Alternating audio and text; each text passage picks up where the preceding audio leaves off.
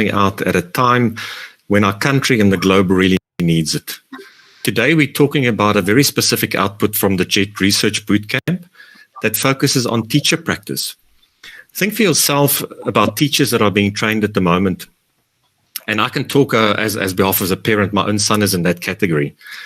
What do we do with these aspirant teachers at this point? Can they go into schools? Obviously, they can't. And so there are a lot of difficulties around teacher training, and particularly the teacher practice component at this time in our country, and of course, globally as well. We're fortunate today to talk to a group of 3 professors that have led an initiative to look at how we can go about teaching practice in a time of COVID-19. That's not only the 3 of them, and they will be very quick to tell you that this is a collaborative attempt across a group of universities, but the 3 of them are going to lead the discussion today and tell us a little bit more about what they've been doing. The JET Research Bootcamp is finished in South Africa. We ran over 12 themes, and today is the one theme that we're going to be talking about. Just by the way, and we'll talk about that just now, we're actually doing the same thing across Commonwealth countries, and so there's such interesting things to talk about. But let me turn back to the discussion today.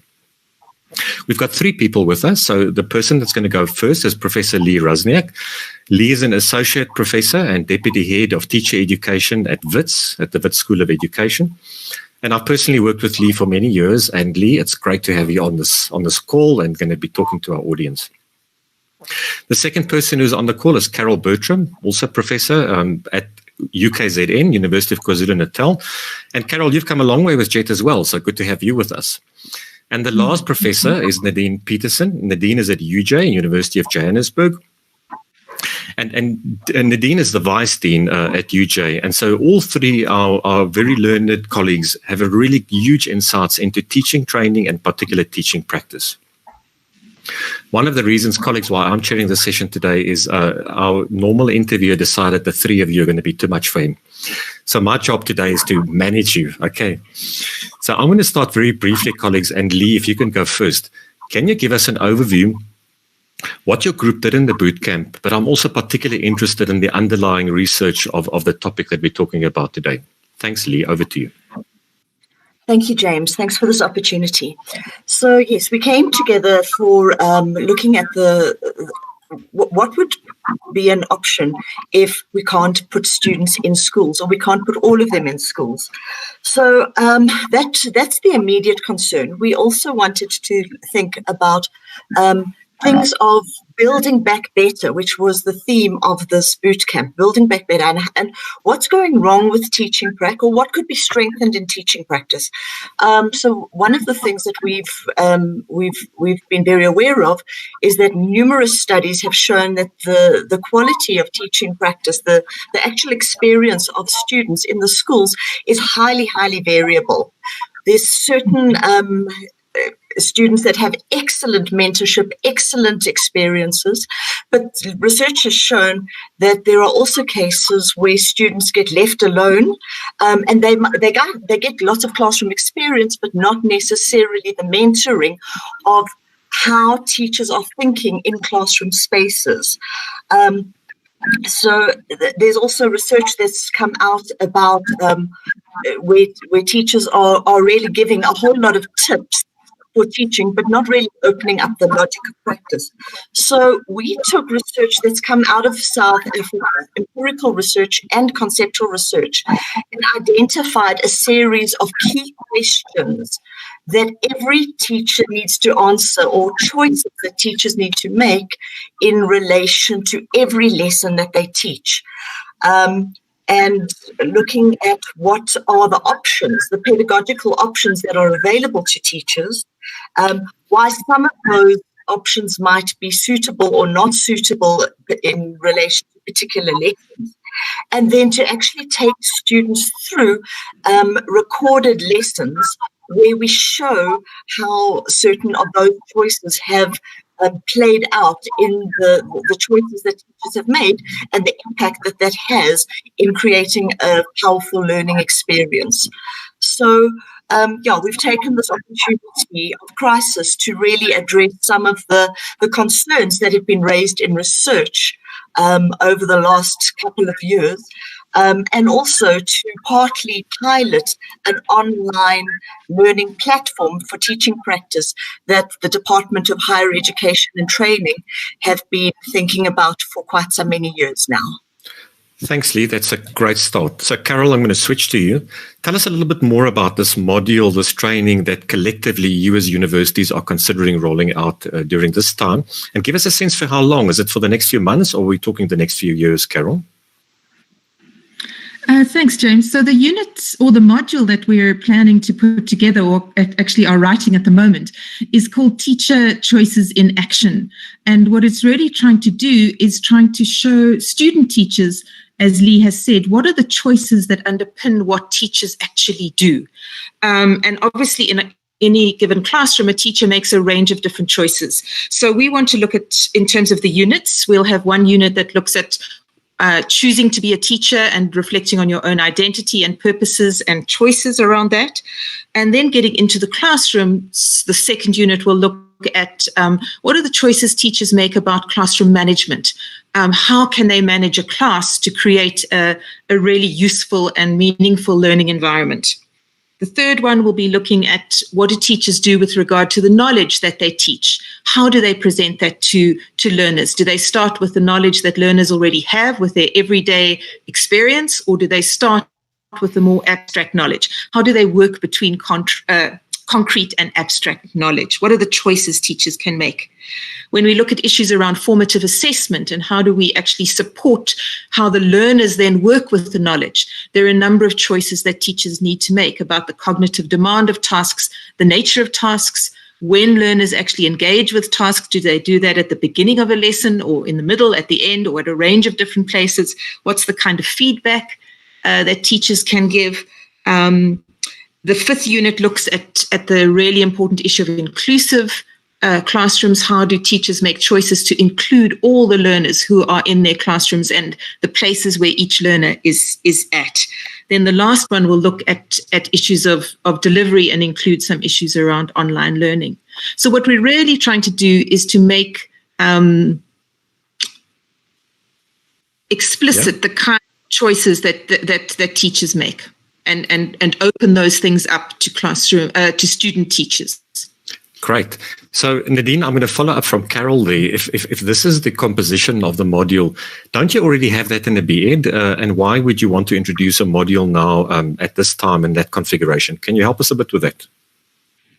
Yeah, I think that the problem with teacher education is that many of us think we already do, and to a large extent, many programs do have this or iterations of this in their programs. I think the bigger problem, as Lee mentioned, with teaching practice is that practice is not consistent across many higher education institutions. And the Department of Higher Education and Training has for a long time tried to systematize what we do in teacher education, and to an extent we've gotten that right with the PrimTED projects, particularly the last PrimTED project where we standardized what's offered for language, etc., in the teacher ed curriculum. But we must be honest, WIL has been neglected for a long time. Teaching practice, work integrated learning has been an area that hasn't had the same kind of consistency across teacher education institutions.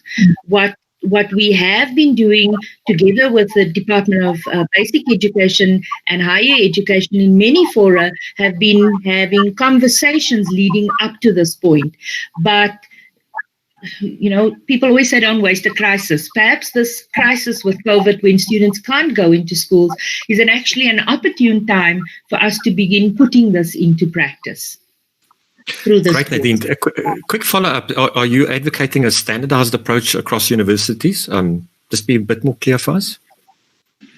You know, James, all universities have their own ideas about what should go into a teacher education program and how it should be, their curriculum offering should be configured. So this is certainly not an attempt to dictate to institutions what to do, how to do it, and when to do it. So there's still latitude on the part of education institutions, teacher education institutions, to customize things in their own programs. What it is an attempt is to bring people from different higher education institutions together to think about, well, what are the ideals that we should be having in such a program? How do we begin thinking about the most important issues that we should be addressing with respect to teaching practice, and to get consistency in that respect? And then say to people, integrate it with what you already have in your curriculum. Perfect. Thank you. I wanted to say that, but I thought I'd rather ask you to say it. You say it better, Nadine. Carol, I'm going to switch back to you. As researchers, we see huge research opportunity at this time and what you're busy with. Can you give us a bit of a sense, what is the kind of research that you see on the horizon linked to this module that we're talking about today? Well, I think one of the things, James, is that, as Lee was alluding to, teachers or student teachers come in to teacher education programs kind of thinking they already know a lot about education or about classrooms. And so what we're hoping to do is to see how the module kind of strengthens their thinking and provides them with a language of description when it comes to teaching practice. So to move away from just common sense ways of describing classrooms to more research-informed ways of doing that. So one of the things we're hoping to do is to provide student teachers with a lesson and ask them a video lesson, a South African classroom, ask them to comment on that lesson. What do they see that's interesting? What do they see the teacher doing, etc.? Then we're hoping they'll go through our module, in which we try to make the language of teaching and pedagogic reasoning much more explicit. And then maybe after what it might be a week, 6 weeks, 8 weeks, whatever, for them to then engage with the same lesson and to see, have they actually taken on board or internalized some of that language of description, those more research-based ways of thinking about education, and being able to describe kinds of choices that teachers make in much more clear and kind of engaged ways. So that's one of the research activities that we have, and we think that would be really.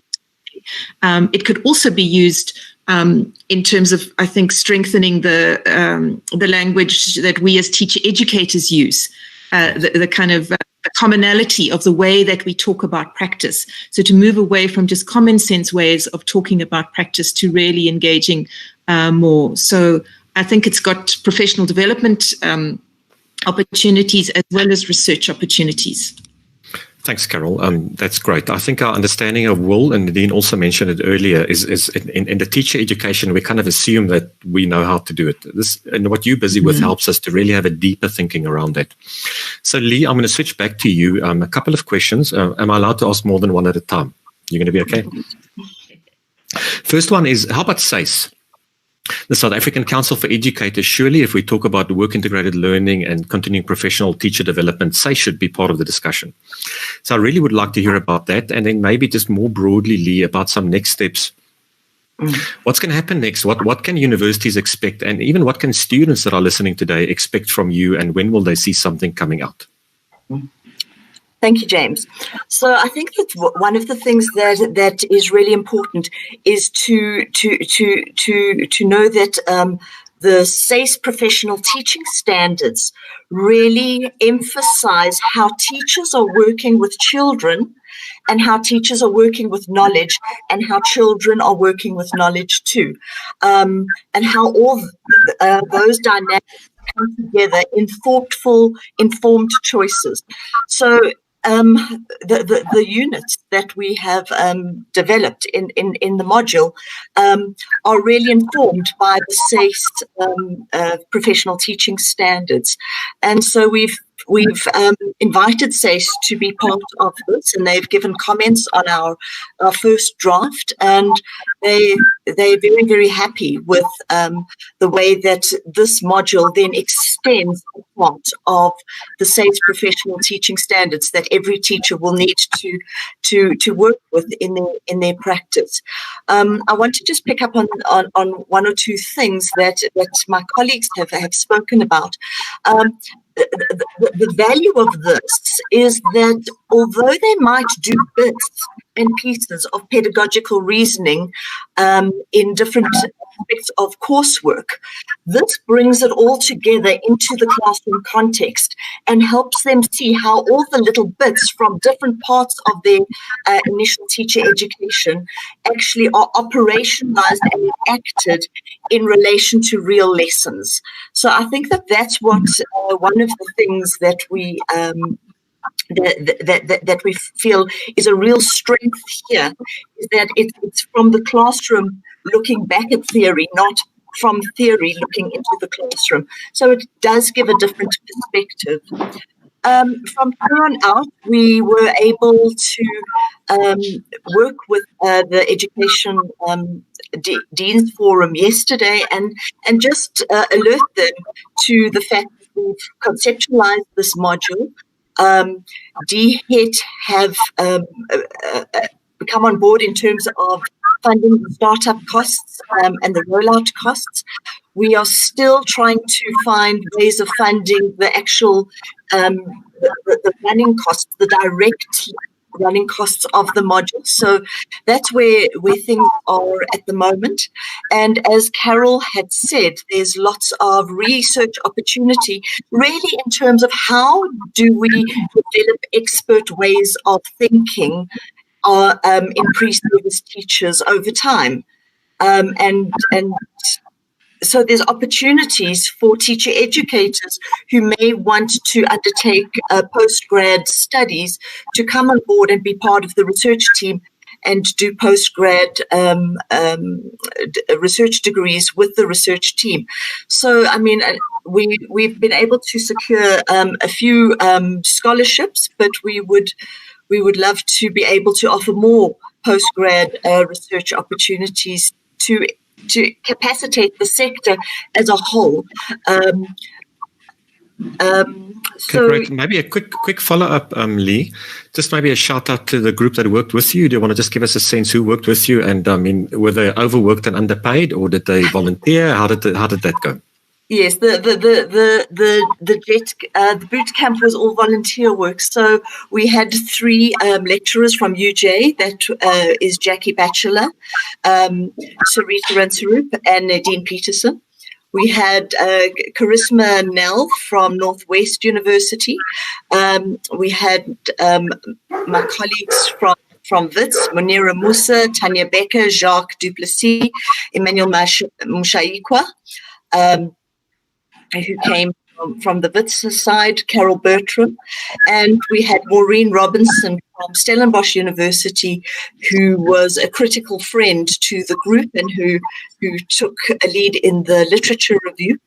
What we then did, when we put our first drafts together of our preliminary ideas, we circulated it then to a wider pool of teacher educators and academics and scholars within the South African context and abroad as well. So Elizabeth Walton from Nottingham, Carl Mayton from University of Sydney, and then within South Africa,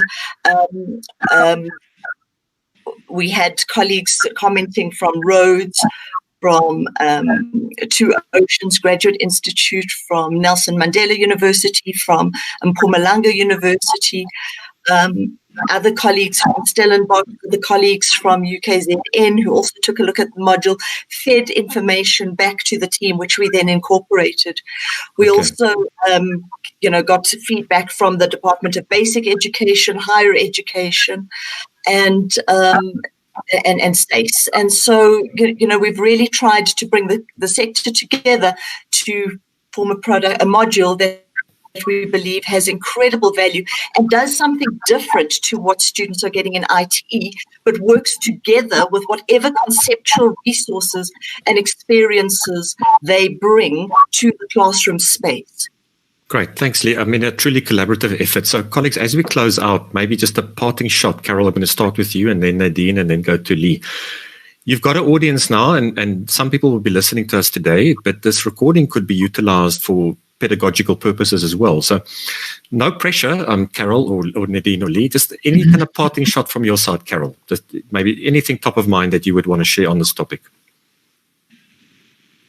I think for me, what's really exciting about this is that we're trying to take South African classrooms, videos of South African classrooms, and open the teacher reasoning and pedagogical choices make. We're trying to open those up to students. And I think what really is exciting about this is that, when student teachers go to classrooms or go to different schools, the kind of teaching they're exposed to is very, very different and very variable. Whereas what here we can do is take videos and everyone can watch the same video of a teacher and can then start to analyze the kind of pedagogical reasoning and choices and action that's going on. That's really going to be something that's very exciting. And okay, great. Yeah, that's what A common thread I'm hearing, and Nadine, you mentioned it earlier, is to have this kind of minimum standard or reference point. It doesn't mean we're all the same, but at least we've got a common reference point so we get the consistency. But in any case, Nadine, over to you. Thank you, James, and thank you to my colleagues. Just following up on what Carol said, I think what this gives for me, what this is important for, is thinking as teacher educators about what we do, how we do it, and how this plays itself out in the teacher education curriculum, so that we really equip initial professional education of teachers, our system, in a way that when young people go as new teachers into the system, they're going with a language that they can speak about their actions and their choices. They can go into teacher education being able to justify their actions, both to colleagues, to peers, and to people from the Department of Education. So I see a wider influence, and Lee spoke about its professional development. And this is really us working as a sector together to, through our students, also bring about change in the system. Thanks, Nadine. So, Lee, you have the last word, but I want to just put one challenge out to you. Is if I'm a B.Ed student listening to you, is this like all theory and some things that's going to happen to some people in the future, or am I going to expect this to touch me quite soon? James, we're wanting this to be up and running by the middle of August. That's our go live date. The department want this to go for a 2-year pilot period, after which time it gets moved to the online learning platform. So that's the intention. My parting shot is that when students do things in a routine way, they're not always acting with understanding what options are available to them. Once they see the lay of the land or the terrain or the map of how a teacher can think and what the options are, they can be much more intentional about the design of their lessons. And I think that that's, for me, what the long-term gain is here, is what are the options? And then what is appropriate in your situation, with your content, with your subject, with your learners, with your phase, in your context. And when students can see a whole lot of options and not just a default formula, I believe that their teaching could be really empowered by more intentional thinking about the choices that they're making and the impact that has on children's learning. Thank you. So thank you to all three of you. I think you're doing phenomenal work at a time when our country and I think the globe really needs out-of-the-box thinking. And not only are we putting stuff in place for in a year or two's time, we're putting it in place for now. I think it's an incredible task that you've taken on. And I think what's really important to all three of you and everybody that's listening to us today, it doesn't belong to one university. The idea here is to develop something for a common good that the department will own, that SACE will own, and that universities, Nadine, to your point, can contextualize. So we're not looking after our own, we are looking after a national good, a national priority at the moment. So kudos to you for initiating this at such pace, and Lee, and you've been the lead around this in the initial days. Kudos to you as well. We're incredibly excited to be working with you. And if anybody's listening today, on the JET website, www.jet.org.za, or at the JET Twitter handle @JetEdServices, you can pick up a lot of these things as we start putting them out. But of course, you can also now start transitioning to the university social media and university websites, because there's a lot more to come. So thanks for listening to us today. A lot more in store, and we'll be talking to you again very soon. Thank you, everybody. Thank you, James. Thank you, Colleen. Thank you. Thanks, guys. Thank you for the invitation.